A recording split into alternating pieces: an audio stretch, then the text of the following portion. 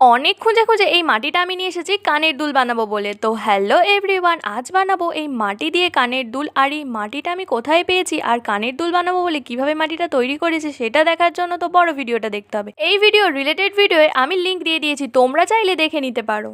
কানের দুল বানানোর জন্য প্রথমে এই মাটিটাকে হাত দিয়ে চেপে চেপে একটু পাতলা করে নেব। এরপর অ্যাক্রিলিক কালারের যে ক্যাপগুলো হয় সেটা এর ওপর বসিয়ে একটা রাউন্ড শেপ দিয়ে দেবো।